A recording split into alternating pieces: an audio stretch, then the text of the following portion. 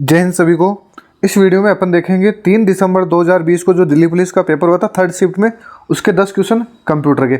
और इसमें वो क्वेश्चंस मैं आपको सही तरीके से करवाने वाला हूँ। जैसे ये दूसरा क्वेश्चन है फॉर्मूला वाला, और सबसे ज़्यादा दिक्कत होती है स्टूडेंट के तो इसी क्वेश्चन में होती है, बाकी तो वो अपने हिसाब से सेट कर लेता है। तो पहला क्वेश्चन है, जब आप MS वर्ड डॉक्यूमेंट में किसी टेबल के किसी मध्यवर्ती सेल का चयन करते हैं और शिफ्ट प्लस टैब कुंजी दबाते हैं तो क्या होता है। तो वर्तमान सेल के पहले की लेफ्ट सेल के कंटेंट को सिलेक्ट कर लिया जाता है, यानी शिफ्ट प्लस टैब आप दबाते हो तो उसमें क्या होता है, तो वर्तमान सेल के पहले की या लेफ्ट सेल के कंटेंट को सिलेक्ट कर लिया जाता है। और ये क्वेश्चन ये शिफ्ट टैब और टैब वाली कुंजी मैंने अच्छे से करवा रखी है, अगर वो वीडियोस नहीं देखे आप जाके वहाँ देख लो, क्यों हर बार एक ही चीज़ का हम रिवाइज करें तो अच्छा नहीं लगता। क्योंकि जो स्टूडेंट रेगुलर मेरे वीडियो देखे तो उनको थोड़ा इरिटेशन सा होता है, तो अपन उसमें ज़्यादा नहीं करेंगे। जो चीज़ें मैंने पहले बता रखी है वो चीज़ें मैं वापस नहीं बताऊँगा यहाँ पे। दूसरा क्वेश्चन है, निम्नलिखित MS एक्सेल फॉर्मूला का परिणाम क्या होगा। अब बताओ, देखिए एक बार आप लोग सोल्व करो इसको, देखा कर सकते हो क्या। मैंने बताया था आपको कि देखो सम कुछ नहीं करना, बस जैसे ये 4 लिखा हुआ है और ये वाला है, बस यही दिक्कत होती है। बाकी तो ये माइनस वाला और ये भाग वाला तो सब समझ जाते हैं। तो इसका मतलब होता है, और पीछे क्या लगी हुई है 3, तो ये जो चिन्ह है ये घात का चिन्ह है। तो अपन क्या करेंगे, 4 को 3 बार लिख देंगे। अब 4 चौक 16 चौक 64, तो इसका तो हो गया 64। अब है यानी पहला भाग तो अपन ने यहाँ तक तो सोल्व कर लिया। अब आता है 2 माइनस 2 भाग 2। अब 2 का भाग 2 में देंगे तो 1 आ जाएगा। अब अपने पास माइनस का चिन्ह है, इधर क्या है 2, तो 2 में से 1 हटाएंगे तो कितना बचेगा 1। तो अपन 64 तो अपने पास है पहले से, तो 64 में अपन क्या कर देंगे, प्लस का 1 कर देंगे, तो कितने हो गए 65 हो गए। तो अपना आंसर क्या आना चाहिए 65। अब देखो यहाँ पे 64 भी है और आपका मन करेगा कि 64 कर दूं, कि नहीं करना है आपको, 2 में से 2 ये पूरा सोल्व तरीके से कर लेना है। तो ये तो आप कर ही सकते हो इतना सा काम, तो दिक्कत यही होती है। तो इसका आंसर हो जाएगा 65। और अच्छे से स्क्रीनशॉट लेके भी आप खुद से भी ट्राई करना इसका। तो 2 क्वेश्चन आपके कंप्लीट हो गए। यानी कि मैं इस वीडियो में आपको इस तरीके से बताऊंगा कि आप 10 में से 10, और हर स्टूडेंट जिसने थोड़ी बहुत भी तैयारी करी है ना, तो उसको 10 में से 10 नंबर लाने ही कंप्यूटर में। क्योंकि आपको सिलेक्शन में 25 क्वेश्चन तो रीजनिंग वाले और 10 क्वेश्चन कंप्यूटर के, तो ये टोटल हो गए 35। और किसी भी स्टूडेंट के 30 में से कम नहीं आने चाहिए अगर उसको सिलेक्शन लेना है तो, क्योंकि 30 यहाँ से ले लोगे तो फिर 50 GK GS और 15 मैथमेटिक्स का, यानी 65 में से आप आधे भी ले आओगे और तो भी आपका काम हो जाएगा। तो इसलिए ये ध्यान रखना है। फिर है MS एक्सेल वर्कशीट के सेल के अंदर एक नई लाइन बनाने के लिए निम्नलिखित में से किसका उपयोग किया जाता है। तो बताओ, नई लाइन बनाने के लिए क्या करते हैं, तो अपन एल्ट के साथ एंटर प्रेस करते हैं। एल्ट के साथ एंटर प्रेस करते ही MS एक्सेल वर्कशीट के सेल के अंदर एक नई लाइन बन जाती है, तो ये भी ध्यान रखना। फिर है, इंटरनेट से जुड़े हुए हर कंप्यूटर को एक IP एड्रेस की आवश्यकता होती है। IP का पूर्ण रूप क्या है, और ये क्वेश्चन तो पता नहीं कितनी बार पूछा गया है, केवल IP की फुल फॉर्म पूछा जा रहा है। तो इसका मतलब हो जाएगा इंटरनेट प्रोटोकॉल। इंटरनेट प्रोटोकॉल ये भी मैंने बहुत अच्छी बात बताया कि IP 2 प्रकार के होते हैं, IP वर्जन 4 और IP वर्जन 6। IP वर्जन 6 ये ध्यान रखना। अब ये कितने बिट बाइट के होते हैं ये भी ध्यान रखना। तो ये 32 बिट का होता है चौथा तो, और ये 6 वाला होता है 128 बिट का, इस हिसाब से ध्यान रखना।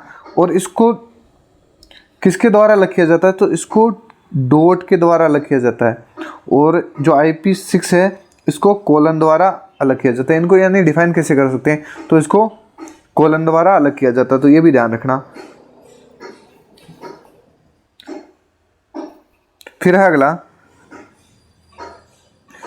निम्नलिखित में से कौन सा कथन सही है। अब सही कथन देखना अपन को। तो MS वर्ड में टेक्स्ट का डिफ़ॉल्ट अलाइनमेंट लेफ्ट होता है। MS वर्ड में टेक्स्ट का डिफ़ॉल्ट अलाइनमेंट लेफ्ट होता है, तो बिल्कुल ये तो सही है।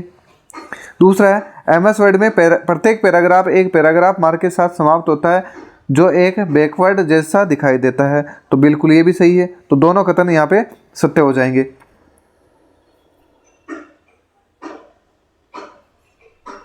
फिर है, किसी ईमेल में व्यंजकों के मानक सेट को दर्शाते हैं।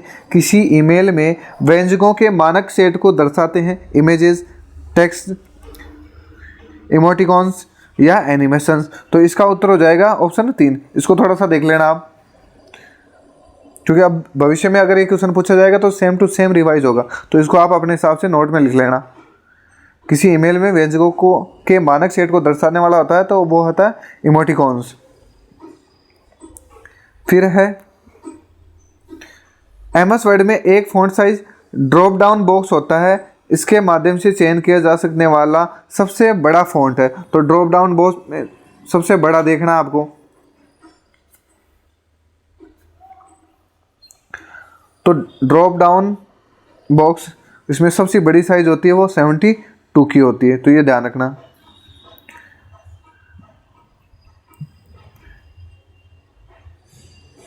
फिर है क्रोम ब्राउजर में इसकी डिफ़ॉल्ट सेटिंग में जूम फीचर को रीसेट करने के लिए निम्नलिखित में से किस कीबोर्ड शॉर्टकट का उपयोग किया जाता है? तो वो किया जाता है कंट्रोल ओ का, कंट्रोल ओ। अब बाकी और क्या पूछी जा सकती है आपसे क्रोम ब्राउजर की शॉर्ट की? हालांकि ये पहले भी मेरी बताई हुई है। तो आता है एक तो control H, control plus H. तो ये ध्यान रखना, कंट्रोल प्लस एच का काम होता है हिस्ट्री पेज को नए टैब में खोलना।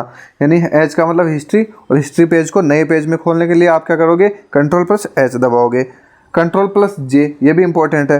तो डाउनलोड पेज को नए टैब में खोलना। देखो हिस्ट्री पेज को नए पेज टैब में खोलने के लिए तो कंट्रोल एच, और डाउनलोड पेज को नए टैब में खोलने के लिए कंट्रोल जे काम में लेते हैं। अब कंट्रोल एफ, ये भी महत्वपूर्ण है, कंट्रोल एफ, और या फिर आप F3 भी काम में ले सकते हो। तो मौजूदा पेज में सर्च करने के लिए, सर्च बार ओपन करने के लिए, यानी कंट्रोल F, ये भी ध्यान रखना। कंट्रोल F का क्या काम है? तो मौजूदा पेज में सर्च करने के लिए, सर्च बार ओपन करने के लिए। और P का मतलब है मौजूदा पेज को प्रिंट करने के लिए। और S का मतलब आप सबको पता है सेव होता है। और कंट्रोल R का मतलब है मौजूदा पेज को फिर से लोड करने का। ये भी ध्यान रखना। ये जो दूसरा ऑप्शन है कंट्रोल R वाला, ये ध्यान रखना कि मौजूदा पेज को फिर से लोड करने के लिए। तो अगर आप कंट्रोल R नहीं दबाना चाहते हो तो आप क्या करोगे?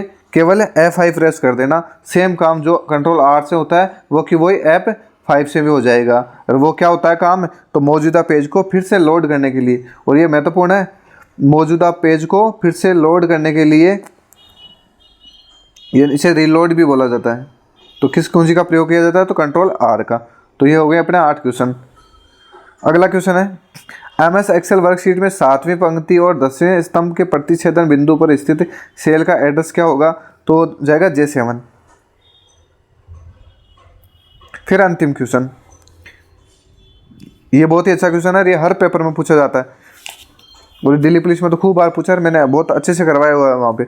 निम्नलिखित में से किस फीचर का उपयोग टेक्स्ट की रेखा के ठीक नीचे बहुत छोटे छोटे अक्षर या संख्याएं लिखने के लिए किया जाता है? तो देखो मैंने ये बताया था, दो इसमें होता है 3 टाइप के, सुपर, सब और स्ट्राइक थ्रू।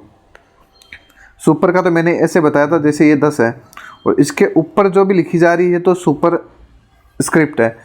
और सब का मतलब नीचे, मतलब ये नीचे है तो ये हो जाएगा सब स्क्रिप्ट। अब स्ट्राइक थ्रू वाला हो गया, जैसे 10 ऐसे लिख दिया मैंने, और इसके बीच में जो लाइन कटेगी वो स्ट्राइक थ्रू हो जाएगी। तो इस तरीके से आपको ध्यान रखना है। तो इसमें क्या बोला? ठीक नीचे, बस नीचे जाते हैं नाम आपका हो जाना चाहिए सब स्क्रिप्ट। ऊपर का नाम लेता तो सुपर स्क्रिप्ट हो जाता, और बीच का नाम लेता तो स्ट्राइक थ्रू हो जाता।